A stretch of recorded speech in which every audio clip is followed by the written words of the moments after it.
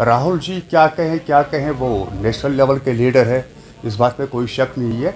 लेकिन मैं वैसे तो ये कश्मीर का बाशिंदा होने, रियासत जम्मू कश्मीर का बाशिंदा होने के नाते ये कहता हूँ कि स्टेट हुड इन्हें किसी भी हालत में यहाँ बहाल करना होगा, और वो भी फुल स्टेट हुड जैसा यहाँ पर पहले था। कि नेशनल कॉन्फ्रेंस का पहले दिन से 5 अगस्त 2019 से ही ये स्टैंड रहा है। जो अच्छी खासी एक ख़ास रियासत थी, बड़ी रियासत थी, अल्हम्दुलिल्लाह उसको इन्होंने 3 हिस्सों में तकसीम करके यूनियन टेरिटरी का दर्जा दिया। तो इसको स्टेट हुड करना कोई बड़ी बात नहीं है, उनको करना ही होगा, ये स्टेट हुड देना होगा, नहीं तो ये जमहूरियत का कत्ल होगा। यहाँ नेशनल कॉन्फ्रेंस का हमेशा ये स्टैंड रहा है, हम जमहूरियत के कायल रहे हैं हमेशा।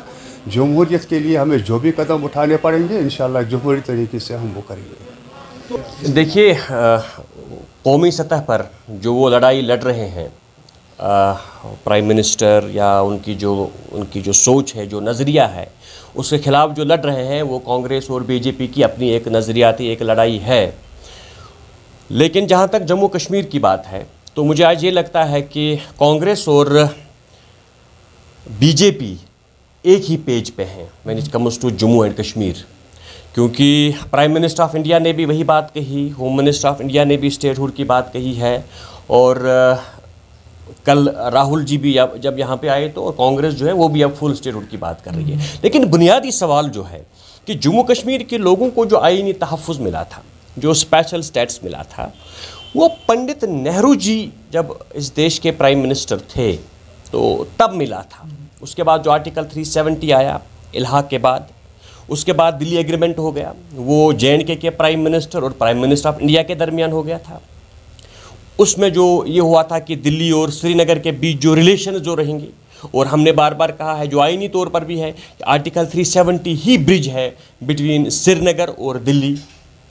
तो ये सब चीज़ें जो हुई, या फिर इंदिरा अब्दुल्ला अकॉर्ड हो गया, वो भी कांग्रेस के दौर में हो गए। तो ये सब जो भी जम्मू कश्मीर के लोगों के साथ जो भी ये वादे हुए, उस वक़्त जो है बरसर इक़्तिदार अगर कोई जमात थी तो वो कांग्रेस थी। तो सवाल कांग्रेस पर ही आता है। अगर आज 70 साल बाद कांग्रेस के लीडर नेहरू जी के सियासी वारिस श्रीनगर के लाल चौक में आकर ये कहते हैं कि 370 का जिक्र नहीं करते, वो इलेक्शन का जिक्र करते हैं, वो स्टेट हुड का जिक्र करते हैं, तो हम ये समझते हैं कि वो आज 75 साल के बाद, 70-75 साल के बाद अपने वादों से मुकर रहे हैं, जिसमें हमें बड़ा अफसोस है। और हमें ये कहा जा रहा है जम्मू कश्मीर के लोगों को कि आप अब तन्ने तनहा रहो। हमको ये कहा जा रहा है कि आपको जो आईनी हकूक़ की जो लड़ाई आपने लड़नी है वो आपको अब तन्ने तनहा लड़नी होगी जम्मू कश्मीर के लोगों को। और हमने भी ये तय कर लिया है कि हम जो हमारा जो नज़रिया है, हमारे जो हुकूक़ है, उस पर हम कायम हैं। महबूबा जी बार बार कहती है कि बीजेपी ने 75 साल के बाद आर्टिकल 370 को हटाया और गैर आईनी तौर पे हटाया, गैर जमहूरी तौर पे हटाया, और एक गैर अखलाकी कदम था। उनको मेजॉरिटी मिली, उन्हें हटाया, क्योंकि उनकी भी जद्दोजहद रही। शायद जब आर्टिकल 370 मिला, शायद तब किसी ने सोचा भी नहीं होगा कि इस तरह की कोई सिचुएशन बनेगी।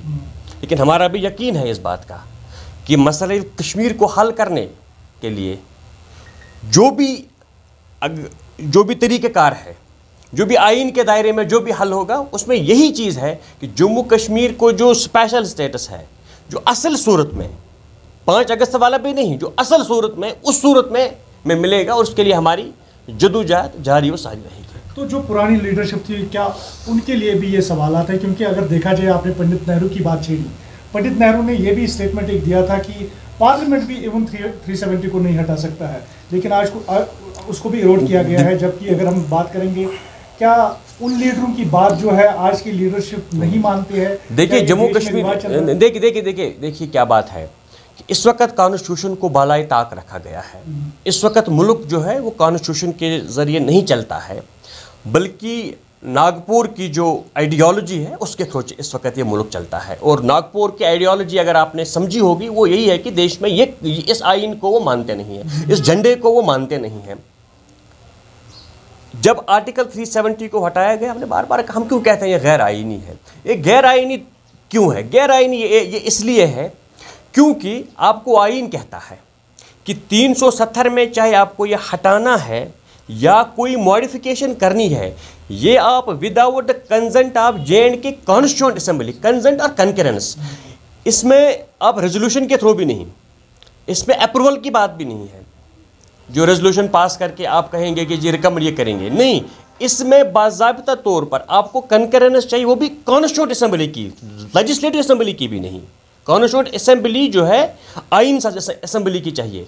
और फिर जिस तरह से इन्होंने रातों रात उसमें तब्दीलियां की, तो वो पूरा एक सिस्टम में गैर आईनी है। दूसरी बात जो है, ये मसला 370 के हवाले से 35A, ये मसला ऑलरेडी कई रिट पिटिशन इसमें ऑलरेडी सुप्रीम कोर्ट में पहले ही दायर थी और ये सब जुडिस मामला था। जब परसों कुछ दिन पहले पेगासस के हवाले से एक सवाल एक आया, तो उसमें गवर्नमेंट ऑफ इंडिया का जवाब ये था कि पेगासस का मामला जो कुछ लोग कोर्ट में लेके गए हैं, अब ये सब जुडिस मसला है और बिजनेस रूल्स ये कहते हैं। जम्मू कश्मीर के हवाले से भी 370 के हवाले और 35 के हवाले से कई अर्जियां जो है ऑलरेडी 5 अगस्त से पहले सुप्रीम कोर्ट में दायर थी और उसमें भी तो फिर 370 जो है वो सब जुडिस मामला था। उससे पहले 2018 में ऑलरेडी सुप्रीम कोर्ट के एक जज की साहब के एक ऑब्जर्वेशन भी आई थी जिन्होंने ये कहा था कि 370 को जो अब वो परमानेंट सूरत इख्तियार कर गया है। तो ये सब चीज़ें करके अगर हम देखेंगे तो आईनी तौर पर, कानूनी तौर पर फैसला सब हमारे हक में है, लेकिन इन्होंने ऐसे ही आइन को बालाए ताक रखकर इस चीज़ को हटा दिया है। कश्मीर के लिए, जम्मू कश्मीर के लिए स्टेटहुड रेस्टोर होना चाहिए, बीजेपी का क्या स्टैंड रहेगा इस पर? देखिए, सबसे पहले तो मैं राहुल गांधी जी को ये सलाह देना चाहता हूँ कि पहले वो गंभीर बने।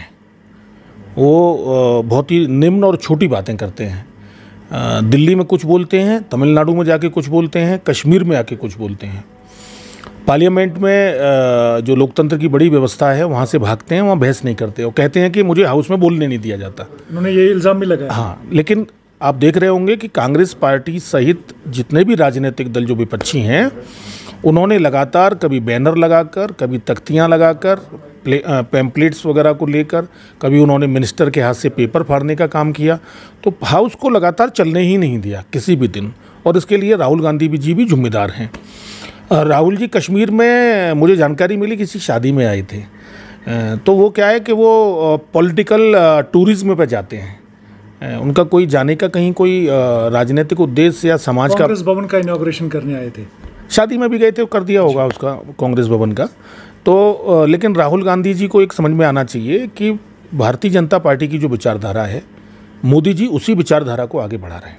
तो स्टेटहुड की मांग उन्होंने की, क्योंकि स्टेटहुड की मांग उन्होंने की, यहाँ पर स्टेटहुड वापस मिलना चाहिए, क्योंकि यहाँ पर स्टेटहुड जो है पहले ये हुआ करता था, अब यूटी बन गया है। जबकि on the floor of the parliament Modi ji और जो हमारे होम मिनिस्टर है उन्होंने बताया था कि हम इसको स्टेटहुड जो है फुल फ्लेज्ड वापस देंगे, लेकिन अभी तक नहीं हुआ, जबकि 2 सालों से ज़्यादा अरसा बीत गया। देखिए, सबसे पहले कश्मीर के अंदर आम नागरिक को शांति मिले। यहाँ पर शांति पूरी तरह से बहाल की प्रक्रिया में लंबा काम हुआ है, और जिस प्रकार की घटनाओं को अंजाम दिया जाता था, चाहे वो पत्थरबाजी हो, चाहे अन्य प्रकार की घटनाएं हो, उन सब पर रोक लगी है। और आप देख रहे होंगे कि भारतीय जनता पार्टी का जो कार्यकर्ता है उसको टारगेट करने का काम पाकिस्तानी आतंकवादी कर रहे हैं, उनके जो समर्थित आतंकवादी हैं। तो उनके अंदर हताशा है, आतंकियों के अंदर निराशा है, वो अपनी हार मान चुके हैं। तो जब दीपक जब बुझता है तो लौ बड़ी तेज़ करता है, उसकी लौ तेज़ होती है। तो आप देखिएगा कि लोकतंत्र की बहाली हुई है और लोकतंत्र की बहाली होगी, और आने वाले समय में कश्मीर के अंदर वो सारे हक और अधिकार जो आज पूरे देश की जनता को मिले हैं, वो कश्मीर के लोगों को वो हक मिले हैं, और उनका लाभ कश्मीर की जनता को आने वाले समय में मिलेगा। देखिए, बेहद दुखद घटना है। इस घटना से मैं तो व्यक्तिगत रूप से स्तब्ध हूँ, क्योंकि किसान मोर्चे का राष्ट्रीय अध्यक्ष होने के नाते मेरे वो परिवार के थे, और 2 दिन पहले ये घटना हुई, उनकी पत्नी का भी उसमें हत्या कर दी गई आतंकियों ने, और ये बड़ी कायरतापूर्ण कार्रवाई की गई है।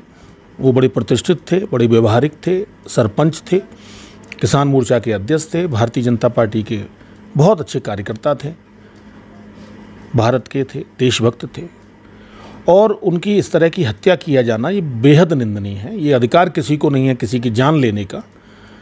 तो मैं इस घटना की बेहद कड़े शब्दों में निंदा करता हूं, और उस पीड़ित परिवार को शोक संवेदना व्यक्त करने के लिए हमारी पार्टी के नेता, यहाँ के स्थानीय हमारे J&K के जो हमारे स्टेट प्रेसिडेंट हैं रविंदर जी, यहाँ के संगठन मंत्री अशोक कौल जी, और यहाँ के जो सह प्रभारी हैं आशीष सूद जी, ये सब लोग, हम पूरा परिवार के लोगों से मिले हैं, उनके तीनों बेटों से हम मिलके आए हैं और उनको कहा है कि भारतीय जनता पार्टी पूरी ताकत से आपके साथ खड़ी है और आप परिवार के व्यक्ति हैं, जिस लायक भी हमारा सहयोग की आवश्यकता होगी आप करेंगे। Thank you.